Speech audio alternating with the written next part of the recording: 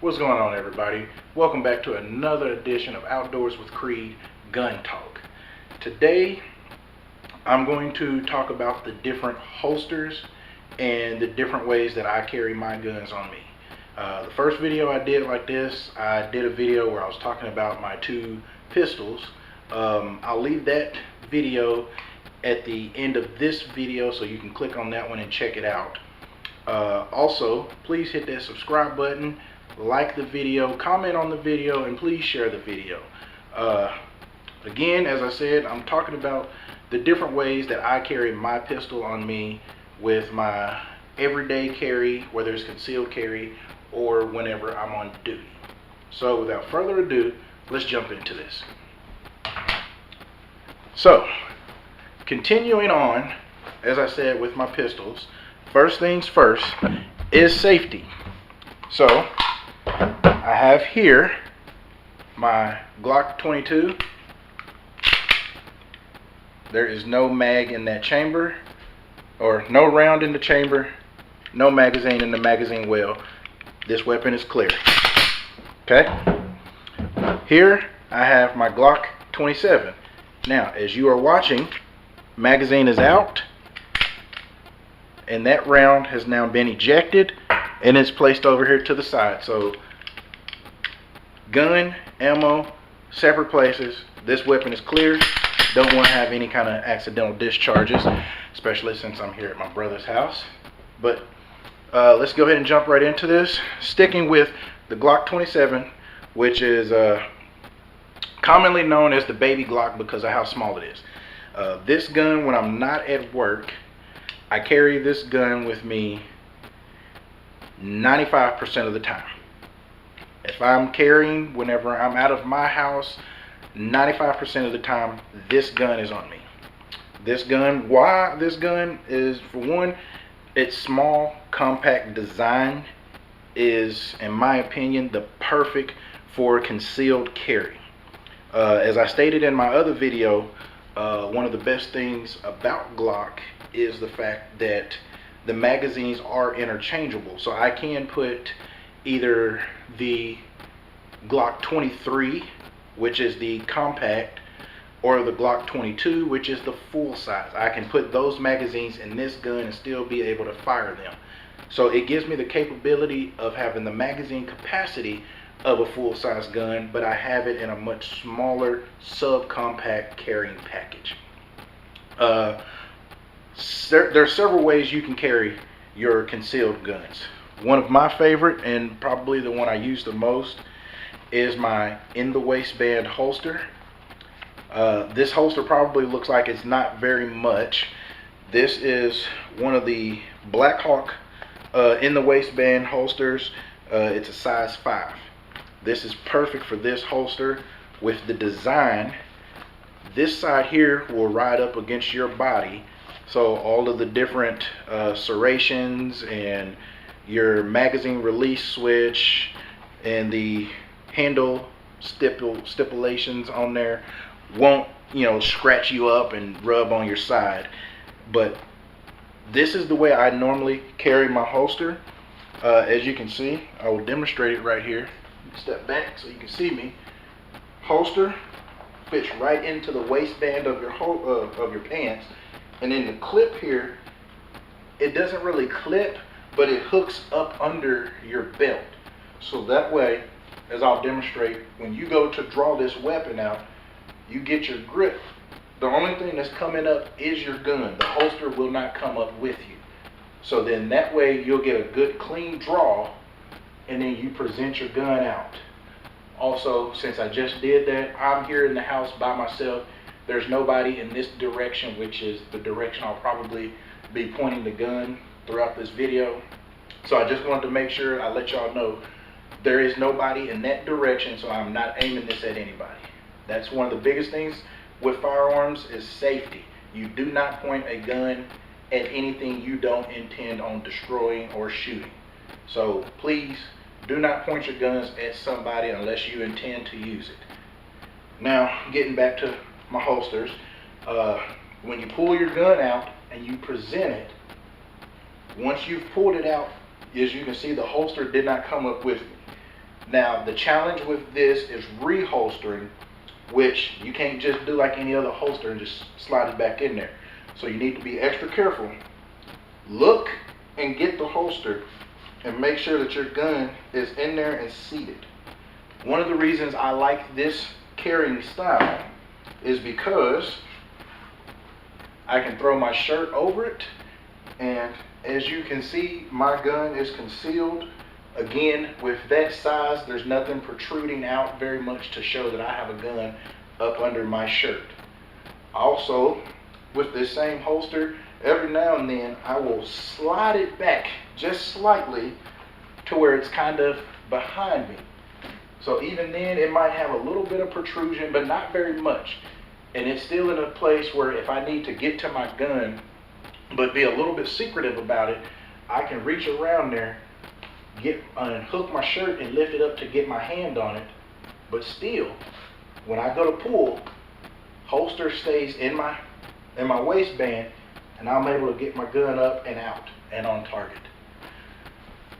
The next way I like to carry this holster is in this holster here.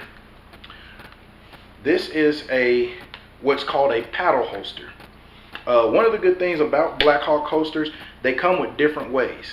This one is the paddle holster, so that way you can slip it into your pants and at the same time around your belt. This is commonly worn by officers. A lot of your detectives or warrant officers or whatever might carry this. A lot of civilians also carry this, mainly because it is an easy holster to put on and off, and it's very easy to operate this holster. This particular holster, I actually bought it for my Glock 22, the full size. But again, one of the things that I like about the Blackhawk holsters is that you can kind of consider them interchangeable. Glock 27, much smaller. This holster is designed for the Glock 22, which is longer. However, the frame on the Glock is basically the same. So when I put that in there, it's locked in. It's not coming out. I've done this several times at my house with my guns. It's not coming out. That's mainly because of the Serpa lock that the Blackhawk holsters incorporated right here. When you grip the gun, what's called a combat grip, you're already getting your grip on there. You've indexed your finger along the side of the barrel. There is a locking mechanism right here. You have to push that in to release that lock. So when you reach down and you grab this gun and your finger is already pushing that lock, when you go to draw your weapon, it comes right out of there. Grip, push down on that lock, pull it out. I'll demonstrate while wearing. Again, this holster can be used as a concealed holster as well. The paddle section here that I'm pulling on, this part will go inside your pants, and then the other part hooks your belt. Step back so you can see me. It will hook your belt, so then when you go to draw, as you see I'm pulling up, my pants are coming with it. That hook is designed to grip your belt. Now, when you're on the range, you're getting ready to fire down range, you grip your gun, and it's out. Present your weapon, fire. When you come back, holster. Now, this holster, unlike my waistband holster that I just had on, you know where it's at. It's on the outside of your pants. So again, grip, draw your weapon, present, you fire. When you come back to ready position or low ready, whichever one you prefer, you know your holster is here. So you don't have to take your eyes off of your target. You can bring your hand back down and hit that holster and find it. You hear that? That clicking tells me it's locked. So if I go to draw and I don't push down on that lock, it's not coming out. There it is.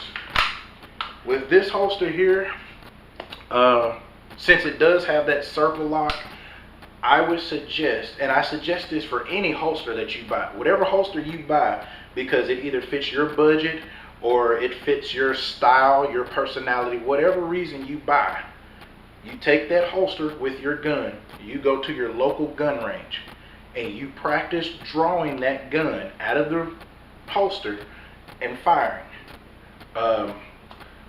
When I first got my Blackhawk holster for my duty belt for law enforcement, I actually put my duty belt on and I would walk around the house with an unloaded gun. I'm going to say that again. With an unloaded gun. I would put my duty belt on and I would walk around the house practicing drawing my gun out, reholster, drawing again.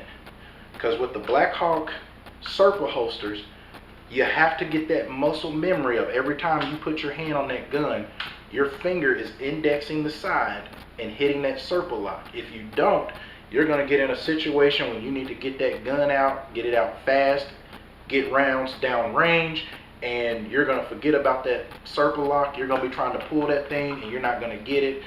That could cost you your life.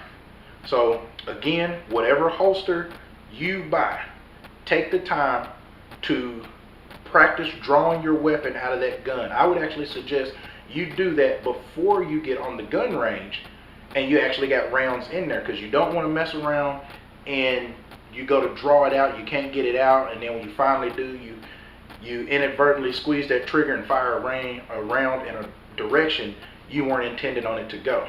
So my suggestion, whatever holster you get, you practice with an unloaded gun in a safe environment, drawing that gun out of that holster. Then go to the range, practice drawing again, and then try it with live rounds. In law enforcement, military, gun world in general, there is a saying: slow is smooth, smooth is fast. Take your time, practice drawing that gun out very slow. And as you can get better and do it very smooth and a nice fluid motion, you'll get faster at it. Even when you think you're going slow because you did it without problems, you're moving fast. So just remember that. Slow is smooth, smooth is fast. Practice safety. Moving on. Now, sticking with this holster, switch up the guns on y'all. My Glock 22. Now, as you saw, this holster is not designed for this flashlight. So that's a simple fix. I pop that light off. Again, empty gun. That holster fits perfectly in there. Again, now, one thing I would suggest you practice, cover your gun up. If you're practicing for concealed carry, cover your gun and then practice timing yourself, getting that shirt up and clearing that gun so you can shoot it. Okay? Shirt. You'd be surprised. You think you're taking a whole lot of time. Shirt, gun. You think you're taking a whole lot of time doing that, but you're really not. Slow is smooth, smooth is fast. Just remember that. Okay? Now, going back to my Glock 27. This is usually an off-duty carry or an on-duty carry, but it's one that's not seen a lot, but it is very useful and very effective. For this, I'm going to need to borrow a chair. I hope y'all can see this. Let me see if I can get it up here. Hang on, might have to do some camera manipulations.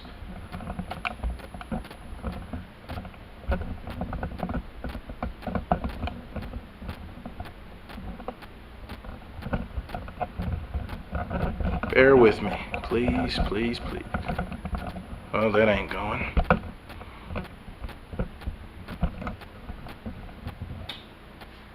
Hang on, I know how I'm gonna do this. We have now just been dropped down to a floor level. I know y'all can hear me, but you can't see my face, and I apologize for that. Here, I can do this though. Alright, the third holster is my ankle holster. And again, this is a Blackhawk. Call me crazy, I like Blackhawk. Blackhawk was founded by an ex Navy SEAL who had issues with some of the gear that he was issued while he was in the military, and upon his discharge or departure from active duty service, he wanted to come out with a line of equipment for special forces guys as well as the SWAT team guys and your everyday police work. He wanted to come out with some equipment that wouldn't fail during the harshest conditions and when your life counted on it. So I go with Blackhawk. I'm a Navy guy, and so I like Blackhawk. But this here is my Blackhawk ankle holster, and I'm missing a strap for it. Please forgive the way my legs look. But this fits around your ankle. And then there's another strap that you wrap around the calf muscle here just to give it some extra support and hold it up so your holster doesn't slide down your foot. But this one is a great way to conceal carry. Now, I normally do this when I'm out and I have both pistols on me because my pants leg covers it up. If I'm ever in a need where, let's say I'm on the ground somewhere and I need to get access to a gun, but I don't want to make it so obvious if I'm reaching for my hip, well, I can inch this thing up, get to this gun here. Now, as you can see, this is not a Serpa. This is your old-fashioned thumb brake, which is just a simple, you get your hand on that strap and you put enough pressure to pop that off, and then you draw. But the principles is still the same. You keep your finger indexed on the side of that gun. Your finger does not go in this trigger well until you're ready to squeeze that trigger. But this one, like I said, I wear this holster when I'm on duty and I feel like I need to carry a backup weapon next to my full size pistol, and I want to carry a backup pistol. Then I usually go with this holster here. But as I said before, 95% of the time I'm carrying my gun on my hip just because I can get to it a lot faster if I need it. Okay, let me get this back up here first.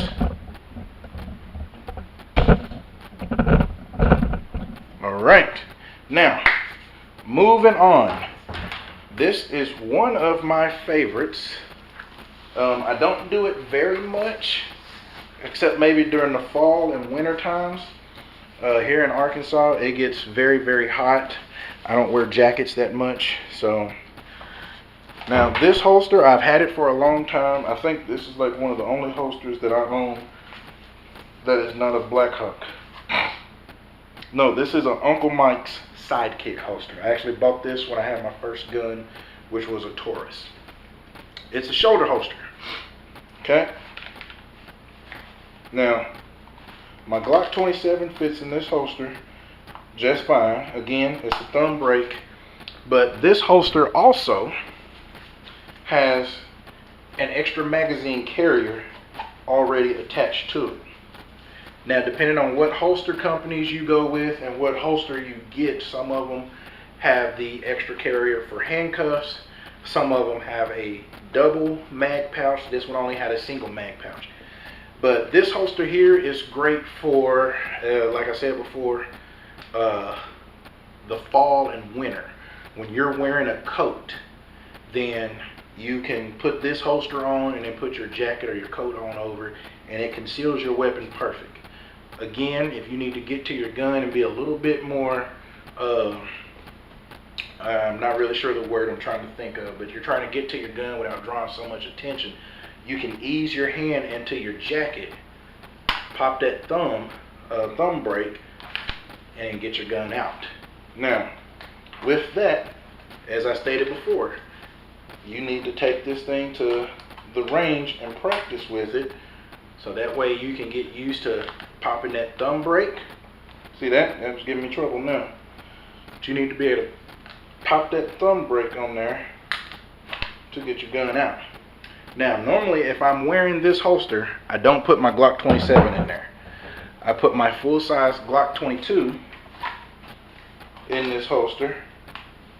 Again, it does not fit my flashlight, so flashlight's a no-go on this. But sorry about that. But also it has these straps here on the side. Those straps, you need to strap those around your belt. It helps keep your holster stable so it's not swinging around on you, but it also helps when you go to pop that thumb brake and draw it, you're not pulling your holster with you. These snaps will hold it in place. But nevertheless, you need to go to the range and practice. Thumb brake, draw. Show you that again from the side. Okay?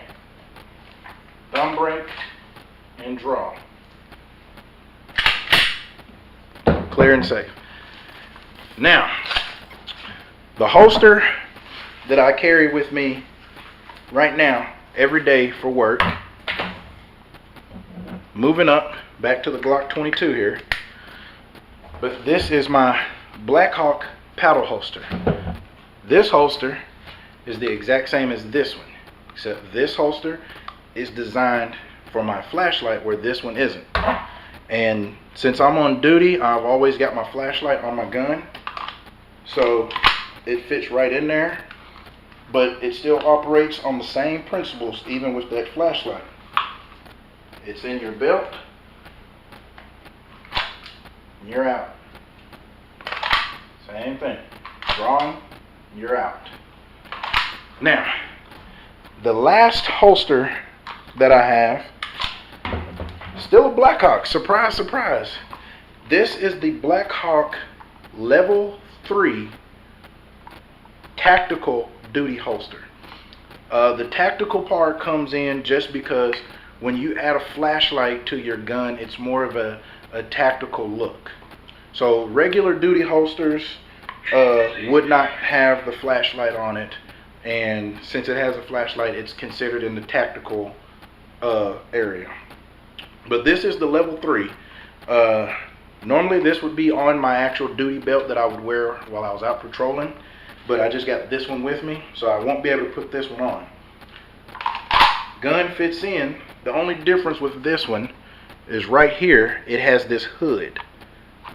That hood acts as your third level of retention. You have the hood, which is your first level, your circle lock right here, which is your second level, but then right here, that screw right there is a tension screw. If I tighten that screw, it will squeeze this holster in, which tightens down on the gun. What I suggest when dealing with these type of holsters, you want to put your gun in there and tighten that screw down till you got a nice snug fit. Then you practice the drawing. You don't want your gun so tight, you don't want that screw so tight that you've got to use a lot of muscle to get that gun up out of the holster. But then you don't want it so loose that it just falls out. Now the good thing about these level 3 holsters is even if I deactivate the hood, I've still got this circle lock that's holding that in there.